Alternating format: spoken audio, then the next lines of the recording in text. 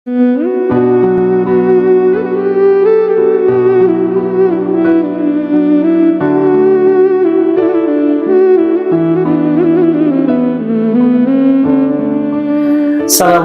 warahmatullahi wabarakatuh. Waalaikumsalam warahmatullahi wabarakatuh. Alhamdulillah hamdan katsiran tayyiban mubarakan fihi kama yuhibbu rabbuna wa yarda. Ashhadu an la ilaha illallah wahdahu la syarika lah wa ashhadu anna Muhammadan abduhu wa rasuluh. Allahumma salli wa sallim wa barik ala nabiyyina Muhammadin wa ala alihi wa ashabihi wa man tabi'ahum bi ihsanin ila yaumiddin, amma ba'd. Yaqulu al-Maula 'azza wa jalla fi kitabihil karim. Wa alaikumussalam. A'udzu billahi minasy syaithanir rajim. Bismillahirrahmanirrahim. Wal 'asr. Innal insana lafi khusr illa alladhina amanu wa amilus solihat wa tawasaw bil haqq wa tawasaw bis sabr. Shadaqallahul azim. Ibu sekalian yang dirahmati Allah Subhanahu wa taala, syukur selalu kita senandungkan di setiap saat dalam kehidupan kita, mengiringi nikmat Allah Subhanahu wa taala yang silih berganti, datang tanpa kita ketahui, hadir tanpa kita sadari. Lebih banyak yang tidak kita minta dibandingkan dengan yang kita minta. Dan semua itu Allah Subhanahu wa taala berikan kepada kita untuk menunjang tugas penghambaan kita kepada Allah. Seperti yang kita rasakan di pagi hari ini. Pertemuan ini terjadi semata-mata karena nikmat Allah. Sebab tanpa nikmat dari Allah, sulit bagi kita, jangankan untuk melangkahkan kaki dan mengayunkan tangan, sekedar untuk membuka kelopak mata saja, Ibu. Kalau tidak ditolong oleh Allah, betapa sulitnya diri kita walaupun hanya sekedar untuk membuka kelopak mata. Tapi dengan nikmat Allah tersebut, Allah permudah segala urusan kita, sehingga kita bisa hadir di tempat, di rumah yang kita berharap berkah dari Allah Subhanahu wa ta'ala.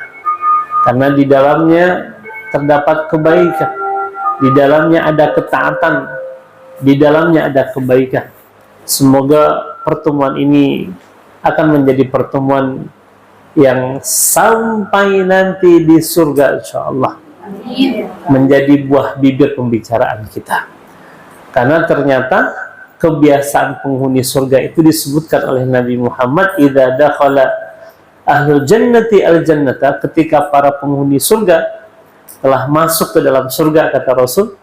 Bayangkan Ibu, ya kita semua masuk surga, amin ya Allah. Fayashtaqul ikhwanu ba'dhum ila ba'd. Orang yang selama di dunia ini ya bersaudara akan saling merindukan, kata Nabi. Yashtaq. Yashtaq itu dalam bahasa Arabnya itu adalah rindu. Jadi akan saling merindukan.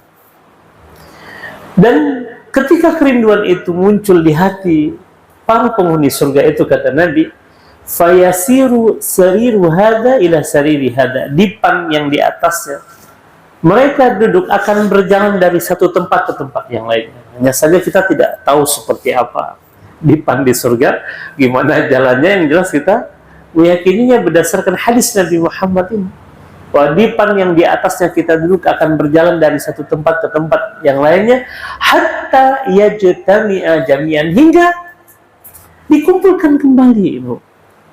Karena saya meyakini setiap pertemuan yang didasari ketaatan, kebaikan, amal soleh, iman, itu akan menjadi pertemuan yang akan kita ulang lagi di mana, Ibu? Di surga Allah Subhanahu wa ta'ala. Masya Allah. Ya, ketika pertemuan itu terjadi, Ibu kebayang tidak gimana rasanya kalau di surga berjumpa satu dengan yang lainnya? Di dunia saja setelah sekian lama tidak berjumpa dengan teman lama, saudara, karib kerabat, rasanya gimana Ibu? Bahagia kan? Seneng kan? Begitu juga Allah menggambarkan di dalam Al-Quran. Pertemuan di surga itu kata Allah, ala sururin mutaqabilin. Pertemuan yang dipenuhi dengan rasa bahagia yang luar biasa. Apalagi setelah melewati proses yang sangat panjang kan. Setelah kemudian kita di alam barzah dibangkitkan, dikumpulkan, dihisab, ditimbang, minum, mudah-mudahan bisa minum dari telaga Nabi Muhammad, meniti sirat, dan kemudian sampai ke surga. Itu kan perjalanan dan pengalaman yang sangat panjang. Di dunia saja setelah sekian tahun tidak berjumpa, sekalinya kita jumpa, itu nggak cukup kopi satu teko cukup untuk mendampingi obrolan yang sangat panjang, mengingat memori di masa yang lalu, kan begitu. Apalagi nanti di surga, subhanallah. Silahkan Ibu. Dan apa namanya, Rasul menyebutkan di dalam hadis ini ya tentang dialog penghuni surga itu, fayaqulu ahaduma li sahibi. Satu di antara mereka akan berkata kepada yang lainnya, ta'lam mata ghafarallahu lana. Wahai saudaraku, tahu tidak kapan dulu Allah mengampuni dosa kita? Subhanallah. Apa tidak indah pembicaraannya, Bu? Ya kan? Apa tidak indah pembicaraannya? Wahai saudaraku, tahu tidak kapan dulu Allah mengampuni dosa kita? Karena di surga itu yang ada hanya kebaikan, Ibu. La yasma'una fiha lagwaw wala ta'thima. Di surga itu kata Allah, para penghuni surga tidak lagi mendengar, jangankan kata-kata yang mengandung unsur dosa, yang sia-sia saja tidak ada. Nggak ada. Jadi selagi kita masih dengerin gosip, itu tandanya kita masih di mana, Ibu? Di dunia. Karena baru di surga nggak ada gosip lagi, Ibu. Masya Allah, ya kan? Lalu apa kata saudara yang lainnya, Ibu, ketika ditanya, tahu tidak kapan dulu Allah mengampuni dosa kita? Fayaqulu sahibuh, maka saudara yang lain mengatakan, yauma kunna fi maudi kada wa kada.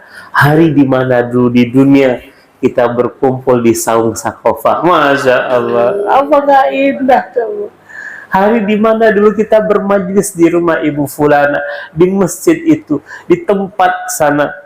Fada'aunallah, lalu sama-sama kita berdoa kepada Allah, faghafara lana. Di saat itulah Allah mengampuni dosa kita.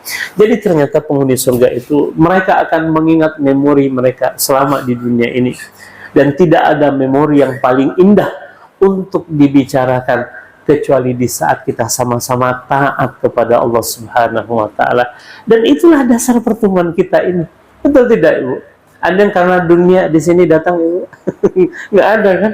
Dan Rasul ya menyampaikan sebuah hadis qudsi. Apa kata Allah? Ini firman Allah tapi tidak masuk ke dalam Al-Quran, namun diriwayatkan oleh Rasul, karenanya masuk dalam kategori yang disebut oleh para ulama hadis, hadis qudsi. Hadis apa namanya, Bu?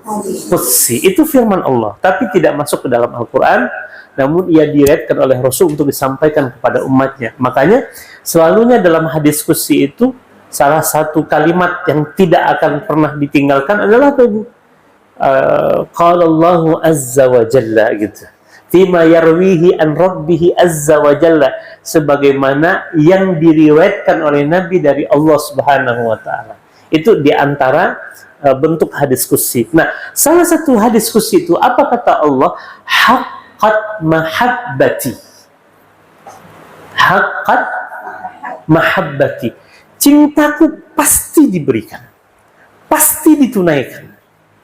Ini Allah yang menyebutkannya. Bagi siapa? Lil mutajalisina fi, bagi orang-orang yang duduk karenaku. Dan kita duduk karena Allah kan di sini, Ibu? Ya. Ada karena kepentingan dunia kita datang di sini? Ada juga ya. Ada hajat dunia membuat kita berjumpa di sini. Rasanya nggak ada, kecuali karena Allah aja, karena ketaatan kan. Jadi kata Allah, haqqat mahabbati lil mutajalisina fi walil mutanasihina fi. Kalau ada, yuk kita bersihkan, kita luruskan niat kita. Cintaku pasti diberikan bagi orang-orang yang mereka duduk itu karenaku dan saling menasihati karenaku. Dan semua kebaikan itu ada dalam pertemuan ini. Ya, karenanya salah satu majelis yang mestinya dirindukan oleh hamba-hamba Allah yang beriman adalah majelis ilmu ini. Karena memang nggak ada dasar yang membuat kita berjumpa kecuali karena Allah Subhanahu wa Ta'ala. Masya Allah. Mudah-mudahan sebagaimana Allah kumpulkan kita di dunia, Allah kumpulkan lagi nanti di surga. Ya amin ya Allah. Nah, nanti giliran aja di komplek rumahnya siapa di surga ya. Kalau di surga kan rumahnya seluas langit dan bumi itu Masya Allah. Oh, di rumah siapa nanti disepakati di surga ya Bu ya. Allah ya Allah. Ya, kabulkan ya Rabb, kabulkan amin ya Allah. Salat dan salam kita sampaikan kepada Rasulullah Sallallahu Alaihi Wasallam. Kenapa kita harus bicara tentang akhirat ya? Surga, dunia, surga, akhirat, neraka, agar kita tahu bahwa kita akan pulang ya Bu. Ya, kampung kita di sana. Ya, bukan di dunia ini kampung. Dunia ini adalah tempat yang akan kita tinggalkan. Bukan tempat kita untuk tinggal, melainkan tempat yang akan kita tinggalkan. Kampung kita di surga Ibu. Pastikan nanti Google Maps-nya ya ke surga Ibu ya, bukan ke tetangganya ya. Masya Allah. Dan salah satu jalan yang menghantarkan kita ke surga, apa kata Rasul dalam hadisnya? Man salaka tariqan yaltamisu fihi ilman sahhalallahu lahu bihi tariqan ilal jannah. Barang siapa yang menempuh jalan dalam rangka menuntut ilmu, maka Allah akan mudahkan baginya jalan menuju Masya Allah. Ini jalan menuju surga nih, insya Allah. Amin. Dan dalam hadis yang lain Rasul mengatakan apa? Man yuridillahu bihi khairan yufaqihu fid din. Barang siapa yang Allah kehendaki dia untuk menjadi baik, maka Allah akan pahamkan kepadanya agama ini. Subhanallah. Mudah-mudahan kita termasuk di antara hamba-hamba yang dikehendaki Allah untuk menjadi baik, insya Allah. Amin ya Rabbal Alamin. Tentu salawat dan salam kita sampaikan kepada Rasulullah Sallallahu Alaihi Wasallam yang menjadi inspirasi dalam kehidupan kita, rujukan kita, standar kebaikan kita, patokan kita, ya adalah Rasul. Walaupun kita masih jauh ya, ketimpangan antara kita dengan Nabi itu masih jauh, tapi bukan berarti membuat kita akhirnya ya putus asa dalam mengikuti Rasul. Karena yang Allah lihat dari kita ini adalah kesungguhan kita, kesungguhan kita. Pada kesungguhan itulah Allah memberikan kemudahan, taufik, hidayah bagi kita untuk bisa mengikuti dan menadani Rasulullah Sallallahu Alaihi Wasallam. Ibu sekalian, di pagi hari yang penuh berkah ini, insya Allah kita akan kembali lanjutkan kajian kita tentang ilmu tauhid. Terakhir sudah sampai di mana Ibu? Pertanyaannya sampai di mana? Sudah sampai di mana? Cerminan kedua Oh, enggak, sebelumnya kan biasanya yang menarik dari kitab yang kita kaji ini Ibu, selalunya sebelum penyampaian materi itu diawali dengan pertanyaan-pertanyaan. Contoh misalkan, apakah mempelajari ilmu tauhid ini fardu ain atau fardu kifayah? Itu sudah kan? Sudah. Terus pertanyaan berikutnya, hal ihtammal Quran bihadal ilmi? Apakah Quran memberikan perhatian terhadap ilmu tauhid ini? Sudah Ibu ya? Sudah. Berikutnya, bagaimana sikap kaum muslimin terhadap ilmu tauhid ini? Belum itu ya? Nah, belum. Baik, kita akan masuk kepada bab atau subbab berikutnya adalah ihtimamul muslimin bih. Perhatian umat Islam terhadap ilmu tauhid ini. Ibu rahmati Allah Subhanahu wa Ta'ala, sejatinya seorang muslim memberikan perhatian yang sangat besar terhadap ilmu tauhid ini. Mengapa demikian Ibu saya rahmati Allah Subhanahu wa Ta'ala? Karena memang sebagaimana yang sudah kita pelajari dalam pertemuan yang lalu, sebab ilmu tauhid ini adalah ilmu yang berkaitan dengan sebab keselamatan kita dunia dan akhirat kita. Ya, menjadi sebab kebahagiaan kita dunia dan akhirat kita. Karena umat Islam mesti memberikan perhatian yang sangat besar terhadap ilmu tauhid. Mengapa demikian Ibu sekalian? Karena ilmu tauhid ini ada seruan yang mengajak kita kepada agama Allah Subhanahu wa taala bil hikmah, dengan cara yang baik, wal mau'izah al hasanah, dengan nasihat yang baik, ya, bima yuqaddimuhu ilmu tauhid min adillati wa barahin. Karena dasar dari ilmu tauhid ini adalah dalil Ibu sekalian. Dan juga barahin. Barahin itu dari kata burhan. Burhan itu artinya adalah bukti-bukti yang nyata Ibu sekalian. Artinya ilmu tauhid ini begitu sangat terang benderang, jelas, kawuduhis syamsi, sejelas ketika matahari menyinari bumi ini, ya. Tidak ada yang bisa menutup ilmu tauhid ini, Ibu. Secara logika saja itu kemudian bisa menerima kebenaran tauhid ini. Tauhid ini kan artinya mengesahkan Allah Azza wa Jalla, ya, sebagaimana dikuatkan berdasarkan dalil di dalam Al-Quran. Tapi secara logika manusia itu amat sangat bisa diterima Ibu sekalian, ya. Siapa di antara Nabi Allah yang paling dikenal itu selalu mengajak umatnya untuk menggunakan akal mereka untuk mendapati kebenaran keesaan Allah? Siapa itu? Nabi Ibrahim. Coba lihat dialog yang dibawakan oleh Nabi Ibrahim ketika mendakwahi kaumnya. Itu pasti itu diterima oleh logika manusia, ya. Apalagi ketika Nabi Ibrahim sempat berdialog dengan seorang raja yang kemudian dia mengaku dirinya Tuhan. Itu dalam surat Al-Baqarah, Ibu. Sebentar, saya lihat ayatnya, ya. Kita sambil tadabbur Al-Quran, surat Al-Baqarah ayat itu di juz 3 kalau tidak salah. Juz 3 itu ayat-ayat 200. Coba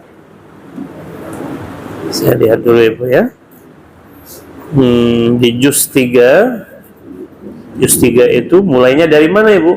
Tilkar rusulu. Al-Baqarah juz 3. Nah, lihat Al-Baqarah 258 Ibu. Al-Baqarah ayat 258. Coba sambil Ibu yang punya terjemahannya dibuka. Saya bacakan ayatnya. Alam tara ilal ladzi hajja Ibrahim fi rabbih an atahu Allahul mulka إذ قال إبراهيم ربي الذي يحيي ويميت قال أنا أحيي وأميت قال إبراهيم فإن الله يأتي بالشمس من المشرق فأت بها من المغرب فبهت الذي كفر والله لا يهدي القوم الظالمين. Coba Ibu yang sudah buka terjemahannya dibacakan. Ya, boleh. Tidakkah kamu memperhatikan orang yang mendebat Ibrahim mengenai Tuhannya bagaimana? Karena Allah telah menganugerahkan kepadanya kerajaan. Oke, berarti dia berdialog dengan seorang raja. Baik, apa dialognya? Ketika Ibrahim berkata, Tuhankulah yang menghidupkan dan mematikan. Terus orang itu berkata, aku pun dapat menghidupkan dan mematikan. Oke. Ibrahim berkata, kalau begitu, sesungguhnya Allah menerbitkan matahari dari timur, maka terbitkanlah ia dari barat. Akhirnya, bingunglah orang yang kufur itu. Allah tidak memberi petunjuk kepada kaum yang zalim. Masya Allah. Lihat Nabi Ibrahim. Jadi ketika pertama Nabi Ibrahim mengatakan, Rabbiyalladzi yuhyi wa yumit. Rabbku, Allah, dialah yang menghidupkan dan mematikan. Kata rajanya apa? Saya juga menghidupkan dan mematikan. Gimana dia? Logika dia menghidup mematikan. Dipanggil dua orang, satu dibunuh, satu dibiarkan hidup. Lihat, saya menghidupkan, saya matikan. Logika dia menghidupkan mematikan, dua orang dipanggil, satu dibunuh, satu dibiarkan hidup. Lalu dia bilang apa? Saya menghidupkan, saya matikan. Oke, kalau begitu kata Nabi Ibrahim. Yang kedua, Tuhanku, dialah yang menerbitkan matahari dari timur. Kalau engkau Tuhan, coba terbitkan matahari dari barat. Apa kata Allah? Fabuhital ladzi kafar. Maka bingung dia, terdiam dia. Ih, gimana caranya gitu? Subhanallah. Itu kan Nabi Ibrahim mengajak manusia menggunakan logikanya. Artinya secara logika, ilmu tauhid ini bisa diterima oleh akal, ibu sekalian. Ya, selain menggunakan dalil-dalil dalam Al-Quran dan Sunnah, tapi kan kalau kita berdialog dengan orang kafir kan tidak bisa. Qala Allah wa qala Rasul. Nggak bisa kita sampaikan. Ya, Allah berfirman, Rasul bersabda. Yang bisa kita sampaikan adalah tentang apa, ibu? Fenomena yang terjadi di alam semesta ini. Dan alam ini sudah menjadi bukti nyata akan keesaan Allah Subhanahu wa ta'ala. Nah, kemudian berikutnya yang rahmati Allah Subhanahu wa ta'ala, agar apa? Litasabbutil aqidah. Kenapa kita perlu mengkaji ilmu tauhid ini? Agar semakin kokoh akidah kita ini, agar semakin kuat iman kita ini, ibu. Karena para sahabat itu selalu, ya, salah seorang sahabat namanya Abdullah bin Umar, kalau tidak salah ibu sekalian, atau Abdullah bin Rawahah, ya, sebentar saya lihat. Nah, ini di antaranya Abdullah bin Umar. Dia mengatakan begini, ta'allamnal iman wa ta'allamnal Qur'an fazidna imanan.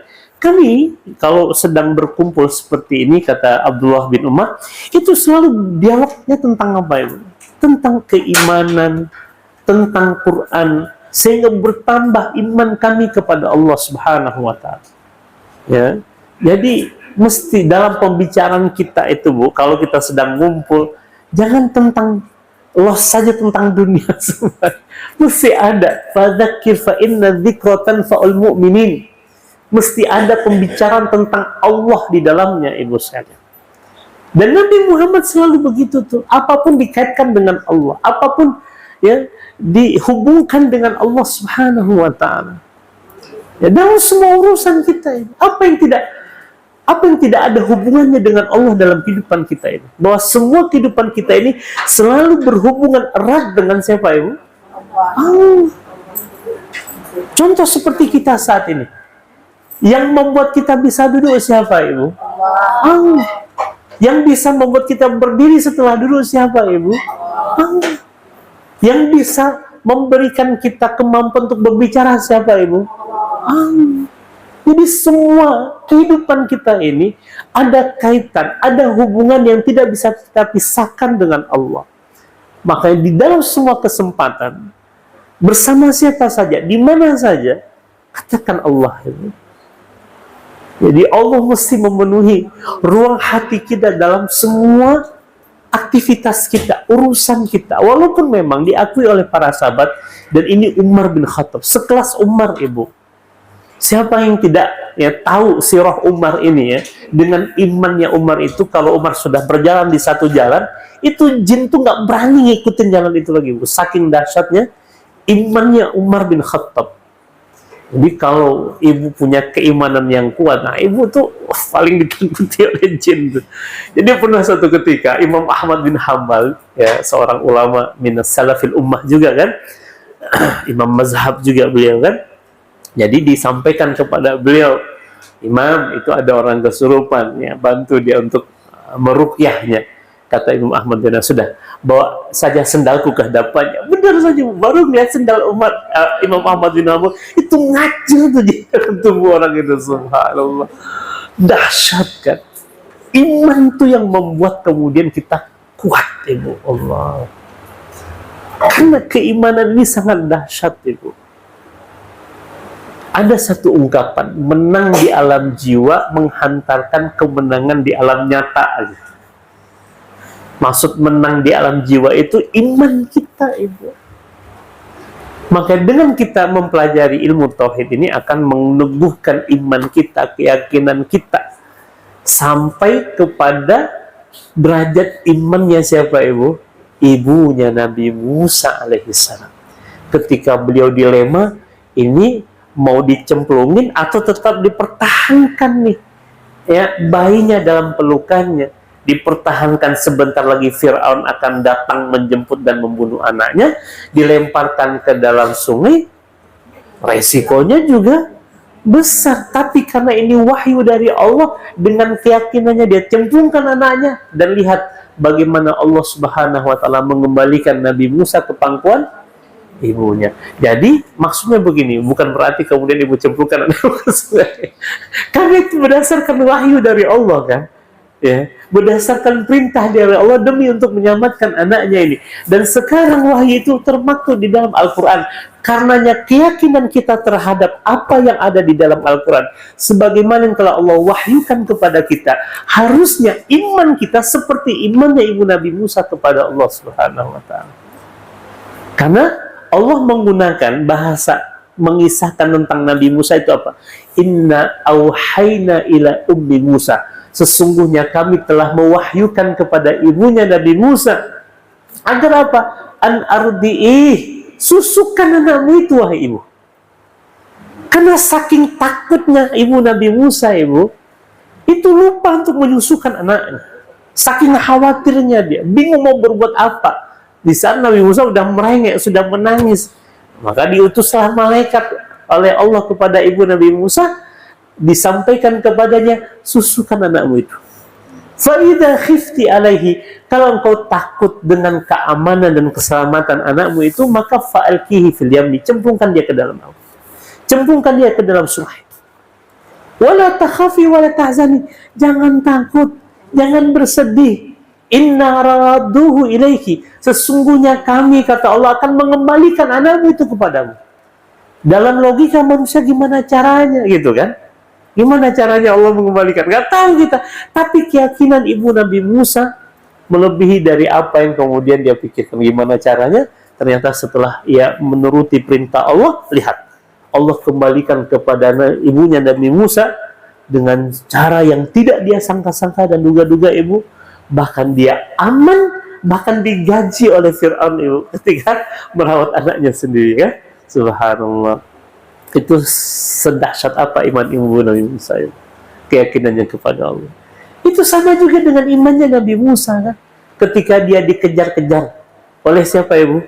Fir'aun dan bala tentaranya sampai ke tepian Laut Merah. Apa kata pengikut Nabi Musa di dalam surat Al-Anbiya ini kalau tidak salah? Ya, mereka mengatakan, qala ashabu Musa, berkatalah pengikut Nabi Musa, inna lamudrakun, kita ini akan tertangkap, udahlah menyerahlah wahai Musa. Mau lari kemana lagi? Depan Laut Merah, di belakang kita Fir'aun dan bala tentara yang sudah dekat. Apa kata imannya Nabi Musa kepada Allah? Kalla inna ma'iya rabbi sayahdin. Tidak, aku tidak akan menyerah. Sesungguhnya Allah bersamaku akan memberikan petunjuk kepadaku. Padahal Nabi Musa belum tahu cara untuk selamat ibu. Karena perintah untuk memukulkan tongkat saat itu belum datang lagi. Tapi keyakinannya kepada Allah bahwa Allah akan menyelamatkan dia melebihi dari keadaan yang ia hadapi saat itu. Itu iman yang sempurna kepada Allah. Makanya bagi orang yang beriman tuh nggak ada lagi rasa khawatir dalam hidup ini. Nggak ada rasa takut. Yang ada hanyalah bahagia. Masya Allah. Apa yang membuat kita takut lagi? Apa yang membuat kita sedih? Di saat kita meyakini ada Allah, Rabb, yang mencintai kita melebihi dari cinta siapapun kepada diri kita. Itu harus kita tanamkan dalam diri kita. Kecintaan Allah kepada kita melebihi dari kecintaan orang tua kepada kita, suami kepada kita, anak-anak kepada kita. Nggak ada yang menandingi cinta Allah dalam hidup ini. Nah, kalau ibu meyakini bahwa cinta Allah melebihi dari cinta apapun juga, lalu alasan apa yang membuat ibu takut dalam hidup ini?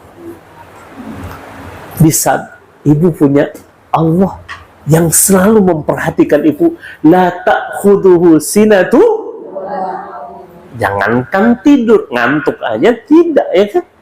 Kalau kita menyatakan cinta misalkan kepada suami, ibu sayang betul dengan suami, perhatian dengan suami, pasti ada masa ibu tidak lagi memperhatikan suami. Sekarang kan kita nggak tahu suami ngapain gitu kan, atau pas kita lagi tidur suami juga tidur.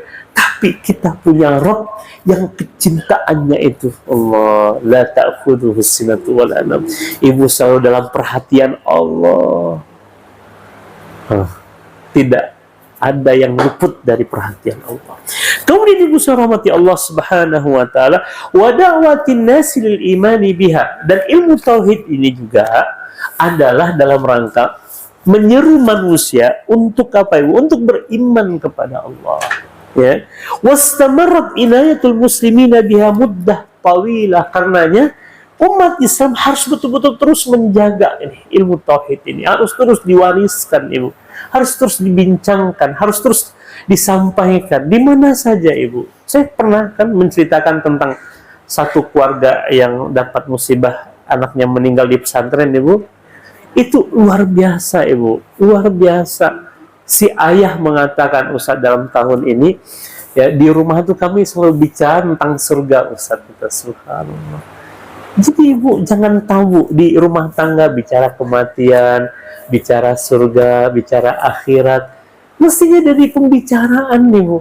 Sebagaimana Ibu serius bicara tentang masa depan anak ini, anak mau jadi apa, mau bagaimana, gimana, mungkin Ibu sudah memikirkan nanti warisannya apa gitu kan. Padahal siapa yang menjamin masa depan kita ya kan? Nah, kecuali Allah. Tapi kenapa kita tidak membicarakan sesuatu yang pasti akan terjadi dalam perjalanan hidup kita, itu akhirat Ibu sekalian. Yang sebagaimana Ibu serius bicara tentang masa depan anak-anak Ibu, ya ketika mereka sudah besar, lebih daripada itu mestinya Ibu lebih serius lagi kita bicara tentang masa depan kita di akhirat. Nah, mau ngumpul lagi nggak di surga gitu? Ya, nah, mau mati dalam keadaan apa kalian? Ya, benar Ibu. Jadikan pembicaraan tentang kematian itu menjadi sesuatu yang biasa di rumah itu. Mau mati dalam keadaan apa? Ya, harus karena Rasul mengatakan al-kayyis, orang yang cerdas itu adalah orang yang selalu ingat dengan mati. Ya, orang yang selalu ingat mati. Bukan berarti dengan kita ingat mati lalu kita kita kan mau mati juga, Ustaz, udahlah nggak usah ngapa-ngapain lagi, Ustaz. Enggak, justru dengan kita ingat mati kita lebih bersemangat dalam beribadah Ibu. Semangat untuk beraktivitas, menjadikan semua rangkaian aktivitas kita ini nilainya ibadah, karena ini bekal. Jadi orang yang ingat mati bukan berarti membuat dia hanya adalah duduk aja lah di rumah nunggu kematian, Ustaz. Buat apa lagi bekerja kan gitu di rumah mati. Enggak Ibu, justru sebaliknya, orang yang selalu ingat mati menjadikan seluruh rangkaian kehidupannya itu adalah ibadahnya kepada siapa Ibu? Allah. Dia bersemangat untuk beraktivitas, dia bersemangat untuk berusaha, dia bersemangat untuk beramal soleh. Kemudian Ibu rahmati Allah Subhanahu wa taala, tapi yang terjadi hari ini Ibu sekalian yang dirahmati Allah, justru umat Islam ihmal itu melalaikan. Nggak mau bicara tentang ilmu tauhid ini. Kita realistis saja lah Ustaz, kita hidup di dunia ini butuh makan, butuh minum, butuh rumah, butuh apa lagi, macam-macam ya kan. Realistis saja Ustaz, kita perlu bicara tentang ini. Padahal akar dari kehidupan kita ini adalah tauhid ini Ibu. Tapi hari ini orang seakan abai, acuh tak acuh.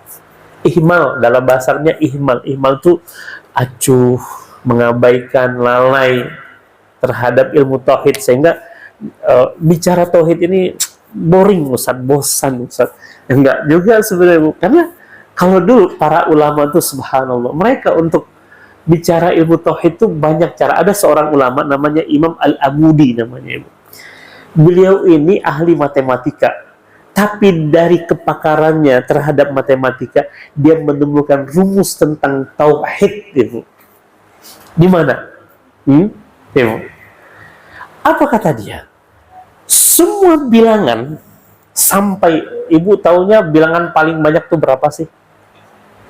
Miliar, triliun, apalagi biliun, ada lagi di atas biliun Ibu.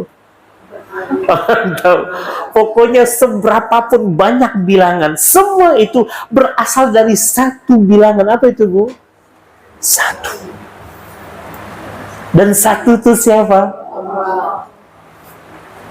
Itu dari ilmu matematika dia menemukan hakikat tauhid itu. Jadi jangan sangka banyak ulama kita yang juga mereka pakar sains, pakar matematika. Kita mengenal namanya Al-Jabar, Al-Khawarizmi. Itu pakar matematika, Ibu. Ibnu Sina, apalagi Ibnu Battuta, itu ahli geografi yang luar biasa, Ibu. Dan ilmu geografi itu ilmunya para raja, Ibu. Nabi Muhammad tuh sebelum diutus menjadi nabi, itu pernah melakukan perjalanan keluar kota Mekah sebanyak 2 kali. Makanya Ibu, nanti Ustazah ya, Sakofa ini agendakan keluar negeri kan. Jangan di Pekanbaru aja jalannya, Ibu. Jalan-jalan itu perintah Allah loh, Bu. Di dalam Al-Quran Allah berfirman begini, fasiru fil ardi, maka berjalanlah kalian di muka bumi ini tuh. Jadi jalan-jalan itu bagian dari perintah Allah. Masya Allah. Jangan salah, Ibu. Allah yang merintahkan kan. Fasiru fil ardi, berjalanlah kalian di muka bumi ini, fanzuru, dan lihatlah, kata Allah. Kaifa kana akibatul mukadzibin. Dalam konteks ayat ini agar kita mengambil iktibar dari umat-umat yang pernah dibinasakan oleh Allah Subhanahu wa taala. Agar kita mengambil iktibar. Jadi jangan salah, jalan-jalan itu bagian dari perintah. Mau jalan kemana kita bisa, Bu? Ke Mekah Madinah aja dulu, Ustaz. Amin ya Allah. Ya kan, sebelum jalan ke tempat yang lain Mekah Madinah dulu kan. Niatkan, Bu, ayo kita program sama, Bu, nabung gitu kan. Insya Allah ya, umroh ini bukan tentang ya apa namanya kemampuan finansial kita, tapi tentang Allah memampukan kita. Kalau sudah ada niat dimudahkan. Makanya ya, yuk Saum Sakofah nih kita umroh bersama keluarga. Saya kemarin baru pulang umroh, Ibu.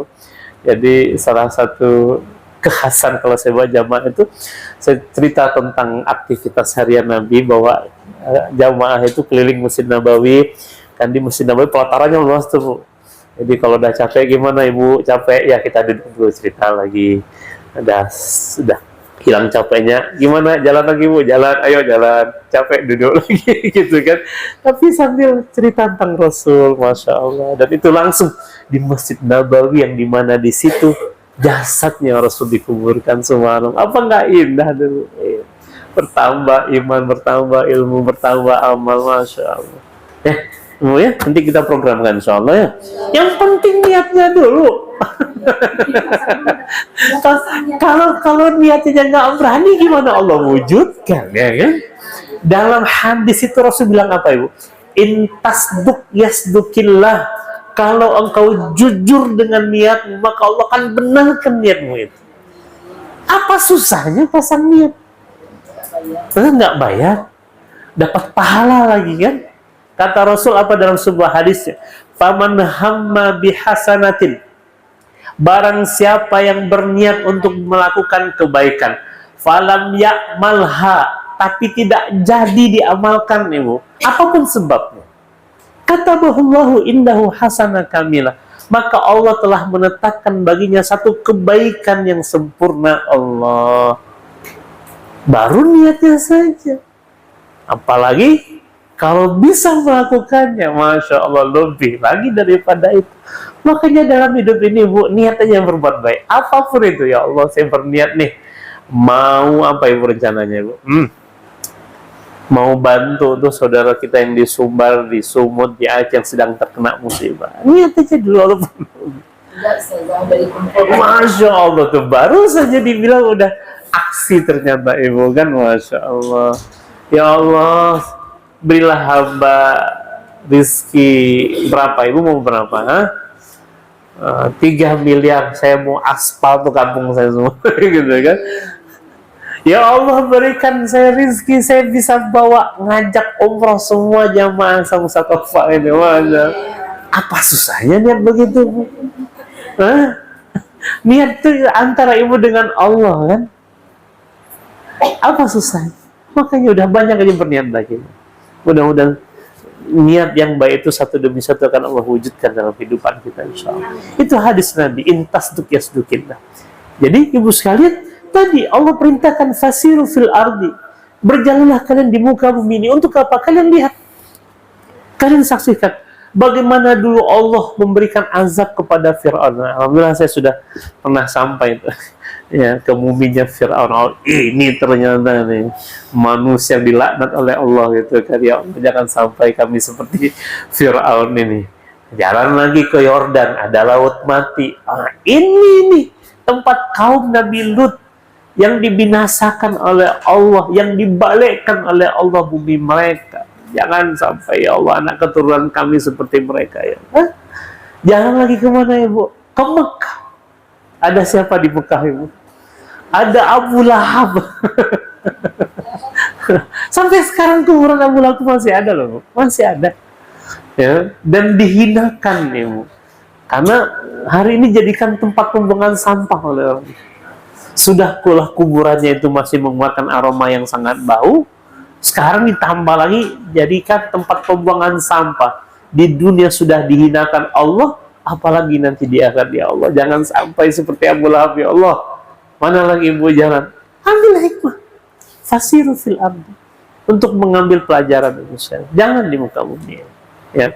Kemudian dirahmati Allah Subhanahu wa taala, "Malladzi asabal muslimina innama ahmalu tauhid." Apa yang terjadi? Apa yang akan menimpa umat Islam? Kalau umat Islam ini tadi acuh, mengabaikan, lalai daripada ilmu tauhid ini. Lamma ahmala al-muslimuna bina al-aqidah as-sahihah biwasitati ilmi tauhid alladhi yaqumu al-ilmi wal yakin bada al-khalal. Ketika umat Islam ibu sekalian lalai, acuh, tak mau mempelajari ilmu tauhid ini, ya, enggan bicara tentang Allah, apa yang terjadi? Disitulah mulai petaka dalam kehidupan manusia ibu sekalian. Ya. Petaka itu dimulai ketika tidak lagi ada iman dalam kehidupan kita ini. Ibu sekalian, dulu saya pernah menyampaikan kita mati nggak punya rumah, Allah nggak marah. Kita mati nggak punya kendaraan juga Allah nggak marah. Kita mati nggak punya kebun juga Allah nggak marah. Tapi kalau kita mati nggak ada iman, itu masalahnya.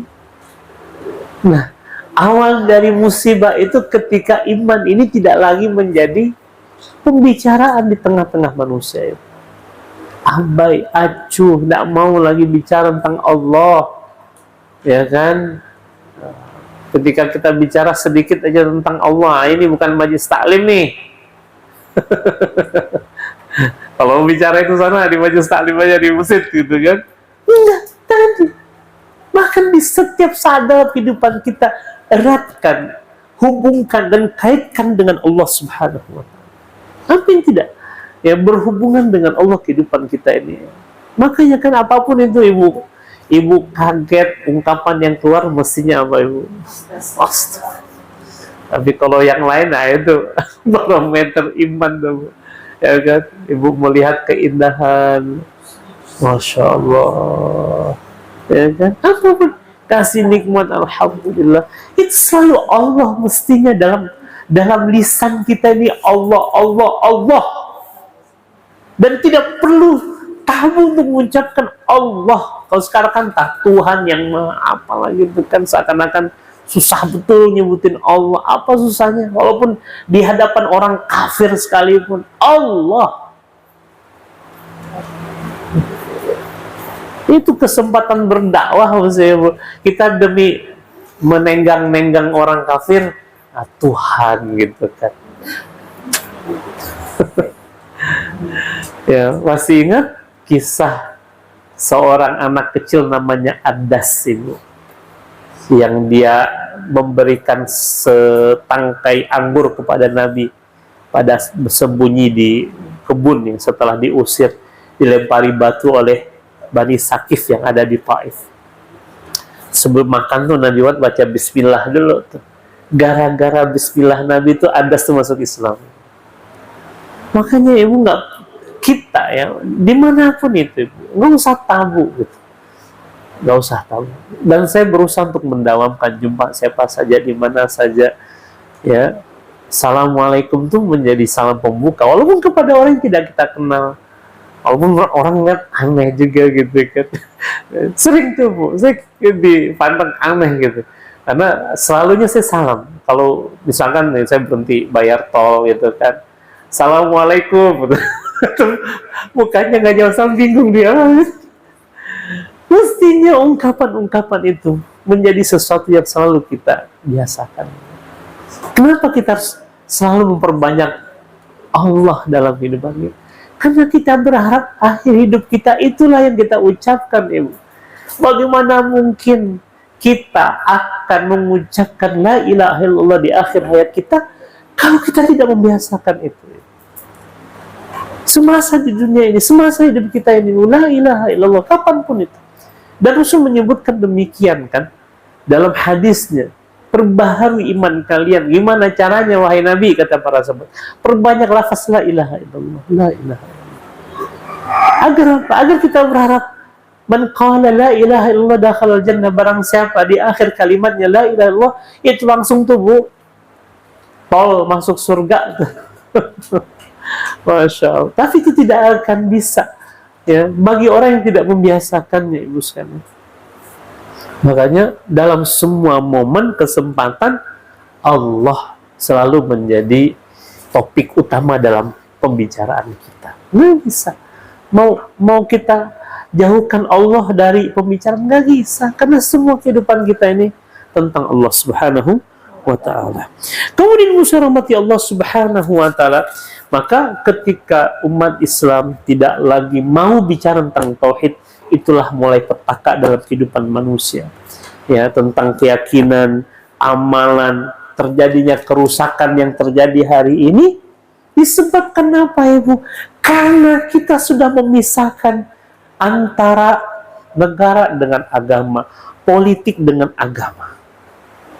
Ini urusan politik, Ustaz. Jangan bawa agama ke ranah politik, Ustaz. Ya kan? Ini urusan negara, Ustaz. Nggak ada hubungannya dengan agama, Ustaz. Padahal agama ini yang mengatur semua aspek kehidupan kita, Ibu. Tapi hari ini seakan-akan itu sesuatu yang terpisah.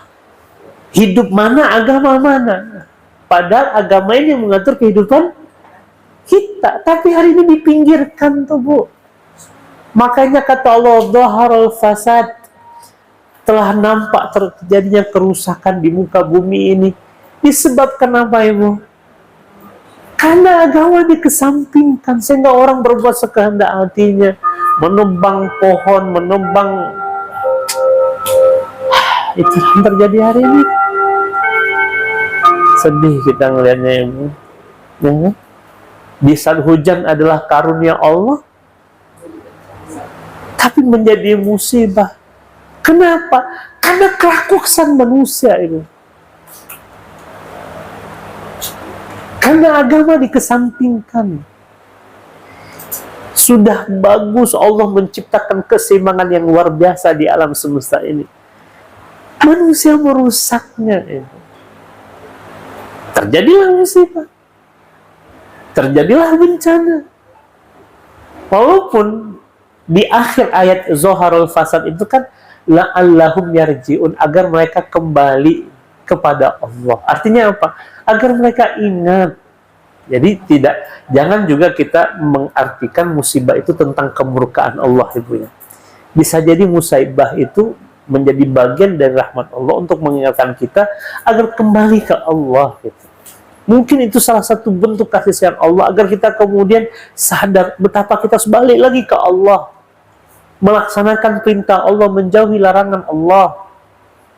Ya, jangan sampai kemudian kita memisahkan antara agama dengan kehidupan kita, memisahkan agama dengan negara, memisahkan agama dari perpolitikan misalkan, sehingga kemudian menghalalkan semua cara. Enggak, Islam tidak pernah menghalalkan semua cara untuk meraih satu tujuan, Ibu. Karena Islam ini jelas punya prinsip halal jelas, haram jelas gitu kan. Harusnya kita ngikut ke situ, tapi hari ini diabaikan. Dan itu yang terjadi hari ini. Tuh. Kenapa? Karena acuh, lalai, tidak mau lagi bicara tentang Allah. Seakan-akan Allah di mana, kita di mana gitu. Padahal mestinya semua yang kita lakukan dalam kehidupan ini harusnya apa ibu sekalian? Harusnya ngikut dengan perintah Allah. Itu kan yang disampaikan oleh Allah di dalam Al-Quran. Ya, ada kadang-kadang hal-hal yang kadang nggak masuk logika kita ibu, tapi itu perintah Allah gitu. Walaupun kita belum mencapai dan menggapai hikmahnya, tapi kalau itu sudah perintah Allah, lakukan. Coba, ibu pernah tidak menalar, kok ada ya perintah kepada Nabi Ibrahim menyembelih anaknya? Secara logika apa coba ibu? Nggak masuk ke logika kita, tapi kan itu perintah. Lihat, Nabi Ibrahim sampaikan kepada anaknya, dan anaknya ternyata anak yang imannya sempurna. Ya abati if'al ma tu'mar fa insyaallah ya satajiduni minas sabirin. Ya, lakukan apa yang diperintahkan oleh Allah kepadamu, dan engkau akan dapati aku di antara orang yang sabar. Tapi hakikat perintah itu bukan pada penyembelihannya ibu, tapi kepatuhan siapa ibu? Nabi Ibrahim. Dia tidak, kok Allah tega ya gitu menyuruh saya menyembelih anak saya. Nah di situ ibu, Allah hanya ingin melihat sejauh mana kepatuhan hambaku ini kepada diriku. Jadi sebelum kemudian kita mengetahui hikmah, kalau udah perintah, lakukan aja dulu. Dan ternyata hikmahnya sangat besar kan. Dan Allah ternyata tidak setega itu gitu. Jangan sampai tega benar Allah nyuruh ayah membunuh anaknya. Enggak, di situ poinnya. Poinnya kepatuhan terhadap perintah Allah. Buktinya kan enggak jadi. Buktinya kan Allah ganti dengan sembelihan yang agung. Ya kan?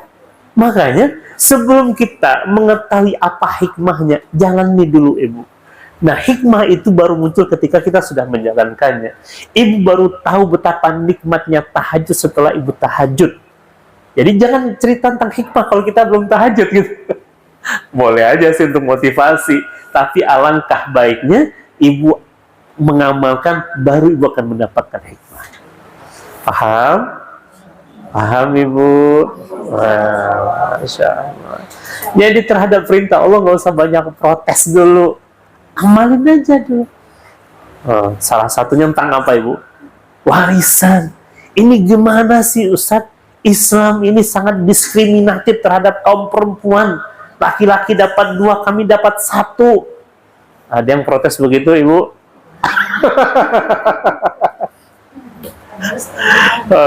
Ibu sekalian coba, di saat di dalam Al-Quran itu banyak perintah Allah, itu tidak pernah Allah menyebutkan secara spesifik.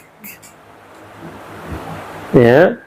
Tapi terkait dengan pembagian harta warisan itu sangat spesifik sekali, betul tidak? Bahkan dijelaskan bagian demi bagian. Ketika Allah perintahkan, misalkan kita di dalam Al-Quran, untuk apa ibu? Untuk sholat saja. Apakah Allah menjelaskan bagaimana tata cara sholat? Nah, ketika Allah perintahkan kita untuk zakat, apakah Allah menjelaskan berapa nisabnya, berapa yang dikeluarkan? Enggak. Ketika Allah misalkan memerintahkan kita untuk berpuasa, misalkan, walaupun ada juga kan berapa rangkaian tata cara puasa dijelaskan oleh Allah, tapi tidak serinci pembagian harta warisan. Tapi hari ini coba lihat, bagaimana umat Islam dalam menerapkan pembagian harta warisan berdasarkan perintah Allah dan Rasul. Dalam sebuah hadis Rasul mengatakan begini ibu sekalian, ta'allamul faraidah, pelajarilah oleh kalian ilmu faraid. Ilmu faraid itu ilmu apa ibu? Ilmu waris, ya. Fa innaha nisful ilmi, sesungguhnya ilmu waris itu setengah dari ilmu yang ada itu ada di ilmu waris itu. Bayangkan, setengah dari ilmu yang ada ini di dunia ini, separuhnya ada di ilmu waris, kata Nabi. Ya. Fa innaha nisful ilmi wa huwa awwalu yunsa, dan ilmu faraid ini adalah ilmu pertama kali yang akan dilupakan oleh umat ini. Wa awwalu syai'in yunza an ummati, dan hal pertama yang akan dicabut dari umatku ini adalah ilmu waris. Karena salah satu tanda kiamat itu ibu apa? Ilmunya ini akan diangkat. Dan ilmu pertama yang diangkat dari umat ini adalah ilmunya waris. Dan sekarang kalau kita lakukan sensus saja Ibu, berapa persen umat Islam yang mengerti ilmu waris ini?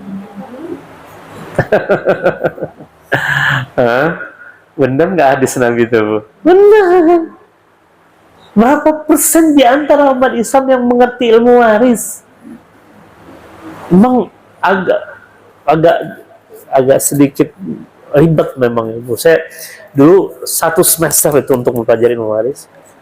Itu pun rasanya masih kurang. Makanya saya nambah lagi di luar kampus untuk ikut kursus ilmu waris. Dan kemarin saya S2 juga fokusnya di ilmu waris.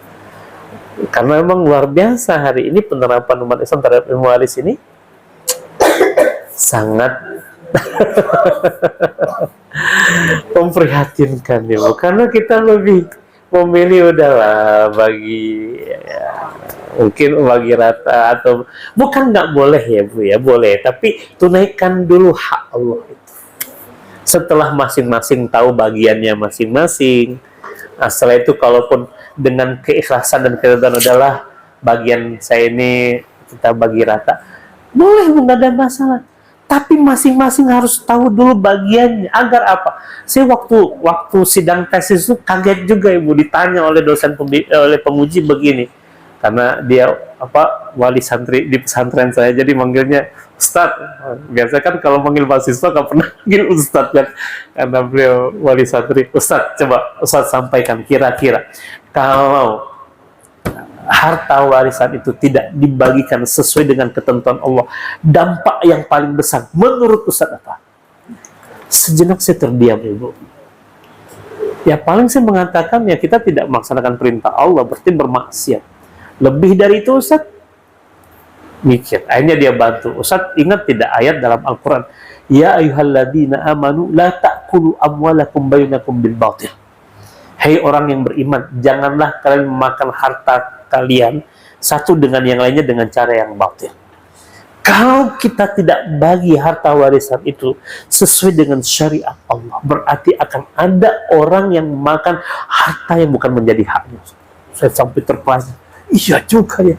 Karena yang membagikan itu adalah Allah Ibu. Jadi kalau tidak dibagikan dulu berdasarkan ketentuan Allah, bisa jadi kita makan sesuatu yang bukan menjadi hak kita.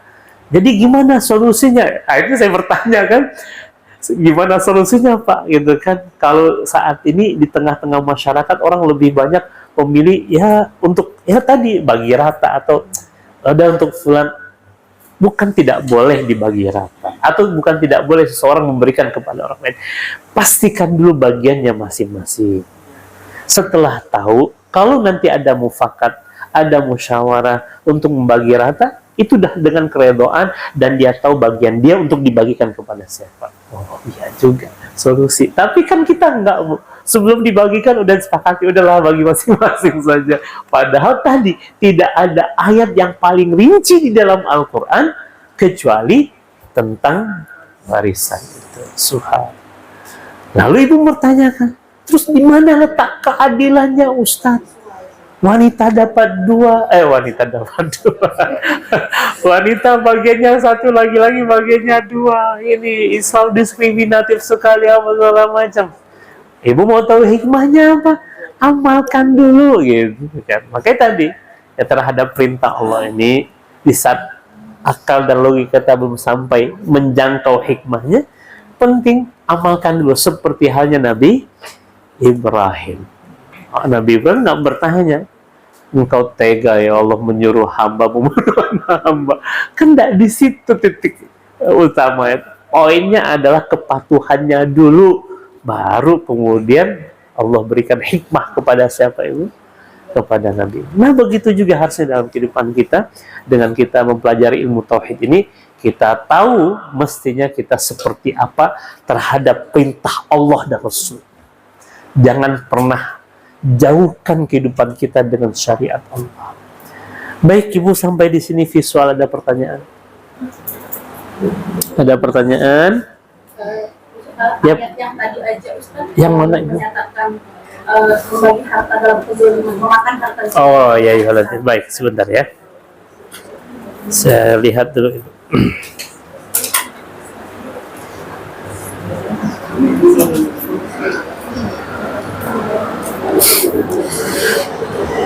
Ya ayyuhalladzina amanu la ta'kulu amwalakum.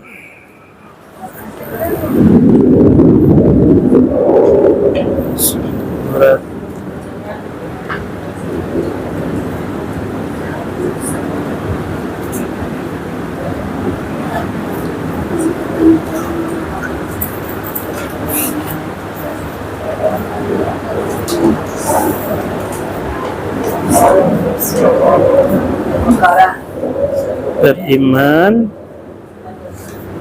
Ya, coba Ibu Al-Baqarah ayat berapa? 108 Ustaz, melarang memakan sirah batil. Ah, betul. Al-Baqarah ayat 108. Dengan cara yang batil yang Betul. Sebentar, saya pastikan lagi ya. Al-Baqarah ayat berapa Ibu tadi? 188. 188. Sama dengan An-Nisa 10 ada juga Ustaz. Masya Allah. Kalau itu anak yatim. Oh iya, itu anak yatim. Nah, iya betul. 188 benar. Al-Baqarah 188. Juga An-Nisa itu masuk Ibu. Ya, tapi makan harta. Iya. Secara zalim. Itu juga, tapi yang paling tepat tadi Al-Baqarah 188. Ya ayyuhalladzina amanu. An-Nisa ayat 29 ada juga Ustaz. 29. Dengan jalan yang batil. Iya. Artinya banyak ternyata di dalam Al-Quran yang melarang kita jangan sampai memakan harta dengan cara yang batil. Nah, salah satu bentuk kebatilan itu adalah dengan tidak membagikan harta sesuai dengan ketentuan Allah. Bisa jadi kita makan sesuatu yang bukan hak kita. Itu. Satu lagi boleh? Ya, silakan Ibu. Tadi akibat dari kelalaian kita dalam mempelajari Ilmu tauhid adalah malapetaka akan turun. Nah, sekarang ini kan Ustadz di Desember ini tentu ini postingan dari teman Ustadz Novi kan di Desember ini bahwa kaum Nasrani itu merayakan kelahiran anak Tuhan. Kok jadi sedih? Merayakan kelahiran anak Allah gitu. Mereka menyatakan dan beberapa tahun saya mengamati bahwa di Desember itu memang sangat banyak malapetaka. Masih teringat kita di tsunami. Kemudian tahun lalu itu kita ada mau mengadakan perjalanan itu penyeberang dari Bakahuni itu memang sama sekali kita nggak bisa berlabuh, nggak bisa masuk ke Roro itu karena memang ombaknya itu begitu tinggi. Belum bilang masa Desember tahun lalu itu memang badai, saya menyaksikan badai itu. Dan tahun ini kita semua menyaksikan juga nih urgensi ini seperti apa Ustaz? Kelalaian kita terhadap ilmu tauhid ini. Rencana ini apa benar karena maraknya perayaan anak Tuhan ini Ustaz? Ya, ini juga jadi peringatan ya, la'allahum yarji'un, agar mereka balik lagi ke Allah, kata Allah kan. Karenanya Ibu rahmati Allah, tidak ada yang bisa kita lakukan saat ini kecuali tadi meneguhkan iman kita, mengokohkan iman kita. Ya, kan? Tidak ada perkara penting dalam hidup kita kecuali perkara iman. Kalaupun kita terjadi musibah dalam keadaan iman, maka musibah itu jadi anugerah.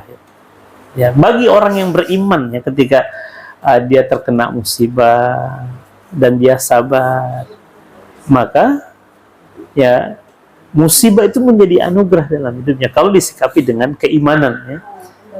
Kembalinya ke situ Ibu, kalaupun terjadi musibah menimpa kehidupan kita ya, dan kita menyikapi dengan iman, maka musibah itu jadi anugerah Ibu ya. Makanya dalam Al-Quran kan banyak tuh ayat-ayat di mana Allah Subhanahu wa Ta'ala juga menyebutkan tidak tentang kemurkaan Allah gitu, musibah. Bahkan dalam ancaman itu terdapat kasih sayang Allah. Ya. Jadi jangan, kan banyak tuh ayat-ayat di dalam Al-Qur'an berbentuk ancaman dari Allah. Ibu melihat ancaman Allah itu sebagai apa?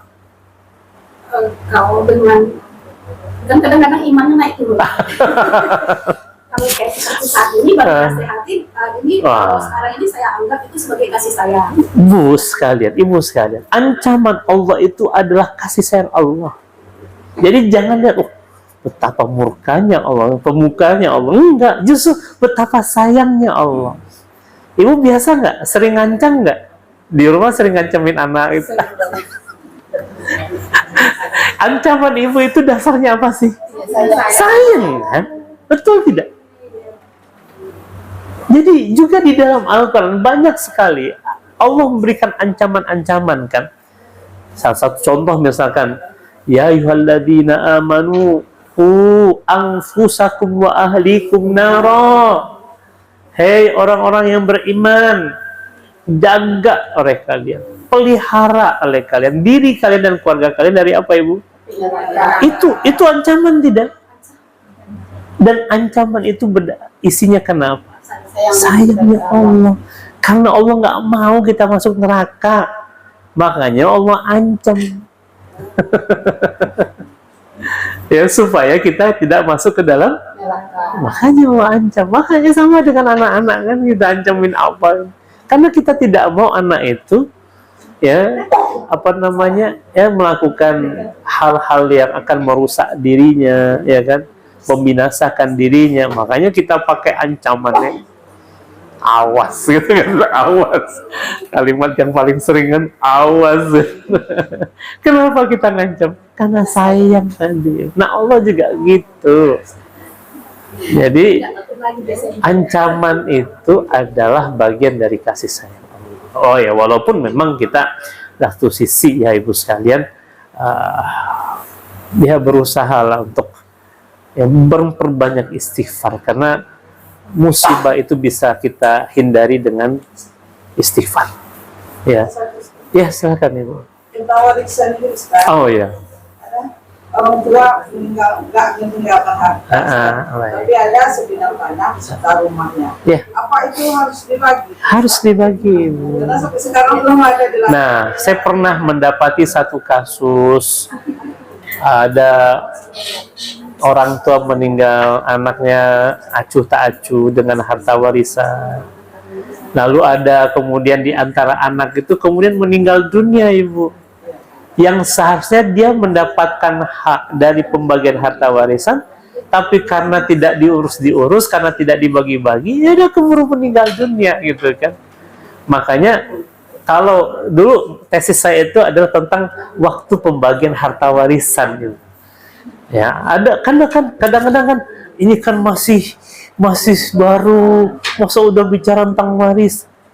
Mestinya harus dipercepat itu pembagian harta warisan. Nggak ada hubungannya dengan perasaan sedih kita dalam pembagian harta warisan, ibu. Karena orang tua masih bahasa ini sudah bicara tentang warisan, emang harus disegerakan, ibu. Tapi kan sebelum dibagi harta warisan, tengok dulu hutang orang tua, ya. Mayit punya hutang tidak gitu kan? Kemudian pengurusan jenazahnya, ada wasiat tidak dia? Kalau 3 ini sudah selesai, barulah sisanya menjadi harta warisan yang mesti dibagikan kepada ahli waris. Dan itu nggak harus menunggu waktu yang lama, harus disegerakan, ibu. Ya harus disegerakan. Karena kalau tidak banyak dampaknya, ya banyak persoalan yang akan timbul. Saudara laki-laki merelakan dibagi sama rata. Iya. Boleh, tapi masing-masing harus tahu dulu bagiannya. Jadi kalau sudah tahu bagiannya masing-masing, sekarang kita sudah tahu bagian kita, misalkan orang tua meninggalkan 1 miliar misalkan ibu, lalu ada 5 orang anak, dibagilah sekian, anak laki-laki misalkan dapat masing-masing 200 juta, kemudian yang perempuan 100 juta misalkan, tapi karena sayangnya saudara laki-laki kepada saudari perempuannya, ya sudahlah, kami dengan bagian 200 juta kami siap untuk dibagi kembali kepada adik-adik semua. Itu nggak ada masalah, tapi setelah mengetahui bagiannya masing-masing. Itu salah satu contoh. Walaupun secara prakteknya nanti akan banyak perhitungan juga kan, karena kan warisan tidak selalu dalam bentuk uang, bisa tanah, bisa kebun, bisa rumah tadi. Itu ada penghitungannya memang, dan agak sedikit butuh waktu. Ya, baik. Ada lagi? Satu lagi lah Bu ya, satu lagi. Oke, baik. Oh ya, baik. Jadi abang saya meninggal. Oke. 36 hari kemudian ayah saya meninggal. Oke. Abang saya meninggalkan anak 2, baik. laki-laki dan perempuan.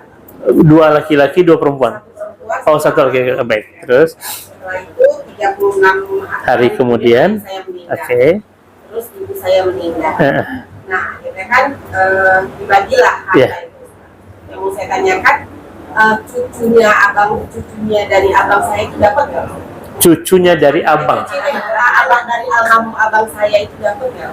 Dari Dari abang saya yang meninggal duluan. bukan dari kakeknya kan? Enggak, Oke. kan abang duluan meninggalkan Ayah. anak baru papa saya. Oh ya, baik. Harusnya kan dengan dibagi cepat, ayah itu dapat hak dari anaknya. Ya, Ya kan? Harusnya dapat tuh. Ya, makanya kenapa harus cepat? Kita nggak tahu kan ke depan umur seperti apa. Tapi jelas ahli waris yang paling utama itu yang tidak boleh tidak dibagi itu anak, istri, orang tua. Nah, adapun saudara, kalau pembagian ini habis di situ, saudara nggak dapat tuh. Tapi setelah misalkan anak udah dapat, istri udah dapat, orang tua udah dapat, dan masih ada sisa, barulah ke saudara ya dapatnya tuh. Cucunya itu anak abang saya. Maksud saya dia dapat ya. Jadi kan Ustaz selama ini yang kami jalankan ada saya tanya juga sama saya. Ada papan tulis Ibu? Oh, ada di sana ya. Gimana? Coba. Saya tanya, jadi sebelumnya kan Ustaz tinggal abang saya. Abang Ibu punya anak dua. Setelah itu kan memang belum sempat lagi. Anak dua ini punya anak lagi. Oh, baik, oke, terus. Perempuan dan laki-laki. Ya. Nah, setelah itu memang belum sempat Dibagi. Ternyata saya meninggal duluan. Oke.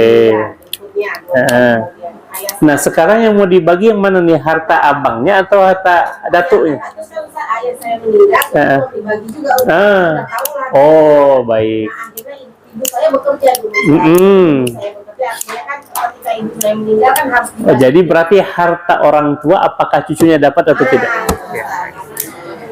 Iya. Karena dia duluan meninggal. Baik. Paham. Iya. Cucunya dapat berdasarkan bagian dari ayahnya, Ibu. Ayahnya sedang meninggal. Iya. Nah, cucunya dapat ke cucunya. meninggal duluan. Siapa, Bu? Si ayah dari anak ini. Oh, udah meninggal duluan sebelum. Oh ya. Baik, itu lebih kepada bentuknya adalah kerahiman. Arti kerahiman itu kasih sayang saja, Ibu. Santunan, nggak dapat. Iya, dia cucu. Apalagi kami anak perempuan 3. Artinya ketika anak perempuan 3 karena ada yang bilang ketika cucunya nggak dapat, yang dapat itu pamannya. Gimana Ibu? Kan ini saya bilang tadi nggak dapat lah cucunya karena saya belum meninggal. Iya. Jadi haknya dia itu jatuh ke pamannya gitu kan. Adik paman. Saudara. Bagikan dulu ke anak-anaknya. Ya, kalau anak-anaknya dah habis, selesai di situ. Tapi setelah dibagikan masih ada sisa, itu namanya dalam ilmu waris asobah namanya, Bu. Asobah itu sisa dari pembagian harta warisan. Baru dapat saudaranya, itu saudara dari kok ada sisa? Karena dalam pembagian itu tidak mutlak habis sih, Bu. Contoh misalkan gini. Jadi pembahasan ilmu waris tadi ini agak panjang nih, agak panjang. Tapi karena jam 10 harus selesai. Pasti ada setelah pembagian itu pasti ada sisanya. Walaupun tidak semuanya ada sisanya.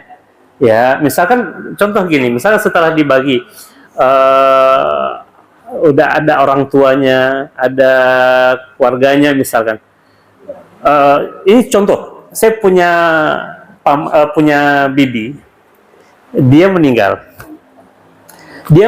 tapi dia tidak punya anak. Dia meninggalkan seorang suami. Taruhlah hartanya 20 juta, Ibu. Suami ketika tidak punya anak berapa hartanya? Berapa bagian seorang suami ketika tidak punya anak?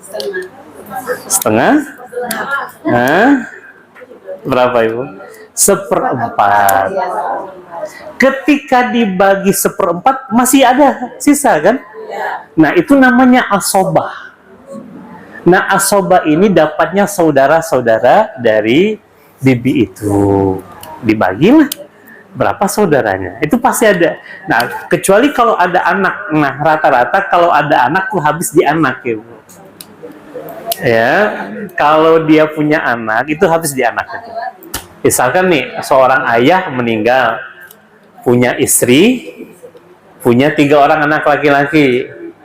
Nah, bagilah istrinya dapat 1/8, sisanya untuk anak laki-laki. Itu udah habis sama anak-anak laki-laki karena udah bagi 3 aja semuanya kan. Tapi tadi ketika misalkan seorang istri meninggal, ada seorang suami tapi tidak punya anak. Suami kan cuma dapat 1/4, selebihnya dapat untuk siapa? Nah, itulah disebut dengan asobah. Jadi bukan semua dikasih. Enggak ibu, hanya 1/4. Kalau tidak punya Berarti yang harta itu setelah dibagikan ke anak-anaknya dulu, Ustaz. Karena kami perempuan, anak perempuan tiga dan anak ibu saya akhirnya kan perempuan di abang saya. Dibagi ke tiga itu sesuai dengan hitungan, baru dibagi ke paman. Gitu. Iya itu. Setelah pembagian, kalau ada anak perempuan udah bagi 3 aja tuh, gitu. Udah bagi 3. Kalau hasil pembagian 3 masih ada sisa, nah baru kemudian ke paman. Tapi kalau udah bagi 3 tuh kan nggak pasti ada sisa tuh kan, habis tuh. Tapi rata-rata kalau mayit ini meninggalkan anak itu habis biasanya pembagian di anak. Ya Bu ya, kecuali tadi kasusnya nggak punya anak, ya pasangannya dapat 1/4. Paham sampai di sini ya Bu? Itu pembahasan yang panjang ya Bu, harus dari awal, harus runut pembahasan ilmu waris ini. Jadi kenapa ke ilmu waris? Kita ilmu tauhid ya. Karena tadi saya menyinggung sedikit ya Bu. Baik, itu saja dulu untuk sementara. Insyaallah kita lanjutkan dalam pertemuan yang akan datang. Aqulu qouli hadza wa astaghfirullah li wa lakum. Subhanallah. Tapi sebentar, ada satu hal yang tadi saya kira begini, karena saya mendapati kasus juga. Jadi karena orang tua meninggal, lalu kemudian karena tidak dibagi-bagi, ada di antara anaknya yang meninggal juga. Kalau kasusnya itu dia tetap dapat bagian. Tapi karena tadi abang ibu yang lebih dulu meninggal dibandingkan orang tua, maka memang tidak. Tapi kepada anaknya itu lebih kepada santunan anak yatim setelah mendapatkan harta warisan. Itu. Baik, sama-sama kita berdoa kepada Allah. Astagfirullah. Nauzubillahi minasyaitonirrajim. Bismillahirrahmanirrahim. Alhamdulillahirabbil alamin wassalatu wassalamu ala asyrafil anbiya'i wal mursalin wa ala alihi wa ashabihi ajmain. Allahumma ighfir lana dhunubana wa liwalidina warhamhum kama rabbawna shighara. Rabbana zalamna anfusana wa illam taghfir lana wa tarhamna lanakunanna minal khasirin. Rabbana la tuzigh qulubana ba'da idh hadaitana wa hab lana min ladunka rahmah innaka antal wahhab. Allahumma inna ala dzikrika wa syukrika wa husni ibadatik. Allahumma inna nas'aluka ridhaka wal jannah wa na'udzubika min sakhatika wan nar. Allahumma anfa'na bima 'allamtana wa 'allimna ma yanfa'una. Rabbana zidna ilma warzuqna fahman wasi'a wa 'amalan mutaqabbala wa rizqan halalan thayyiba ya hayyu ya qayyum bi rahmatika nastaghith. Aslih lana sya'nana kullahu wa la takilna ila anfusina tarfata 'ain. Rabbana atina fid dunya hasanah wa fil akhirati hasanah wa qina adzaban nar. Subhana rabbika rabbil izzati amma yasifun wa salamun alal mursalin walhamdulillahi rabbil alamin. Taqabbalallahu minkum minna wa minkum taqabbal ya khairin. Aqulu qouli hadza wa astaghfirullah li wa lakum. Subhanakallahumma bihamdika asyhadu an la ilaha illa anta astaghfiruka wa atubu ilaik. Assalamualaikum warahmatullahi wabarakatuh.